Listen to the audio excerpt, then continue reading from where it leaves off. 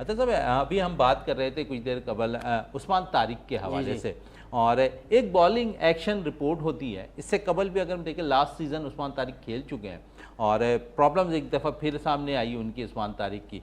तो आप समझते हैं उस्मान तारिक तो अपनी जगह वो बॉल कर रहे हैं, लेकिन जो काम मैनेजमेंट का होता है और हाई परफॉर्मेंस सेंटर का होता है, अगर उसके बॉलिंग एक्शन में कुछ खराबियां थीं, इससे पहले भी रिपोर्ट्स हो चुके हैं, तो वहाँ पर इन खराबियों को दूर करना चाहिए था। और फिर पाकिस्तान सुपर लीग एक बड़ा इवेंट है, उसके लिए प्रॉपर तैयारी कर कोई भी बॉलर हो, कोई भी बैटर हो, कोई भी विकेट कीपर हो, वो तैयार होकर आता है। तो आप समझते हैं अगर खामियां थीं तो हाई परफॉर्मेंस सेंटर में वो खामियों को दूर किया जा सकता था। आपने तवील इंतजार करवाया उसे, और फिर एक इवेंट, बड़ा इवेंट जो पाकिस्तान का सबसे बड़ा इवेंट है T20 का, तो उस फॉर्मेट पे वो खेल रहा है, फिर रिपोर्ट हो जाता है सामने। तो क्या कहेंगे इस पे कि नाअहली कहाँ नजर आ रही है? बिल्कुल, देखिए ये नाअहली है। आप देखिए जो हम अगर उस्मान तारिक की बात करें तो उसने SPL सीजन 1 में भी बेस्ट बॉलर रहा, टूर्नामेंट का बेस्ट बॉलर रहा। उसके बाद जब वो PSL खेलने के लिए आया तो क्योंकि वो नज़रों में आ चुका था कि आउटस्टैंडिंग बॉलर है, उसकी गेंद अच्छे से बैट्समैनों को समझ में नहीं आ सकती, और मिसबाह-उल हक और इस तरह के जितने भी लेजेंड खिलाड़ी टेस्ट क्रिकेटर हैं, इवन उन तक ने कह दिया था कि हमारे लिए जो खतरे की घंटी है और हमारे लिए प्लेयर्स खेलना बहुत मुश्किल है उस्मान तारिक को।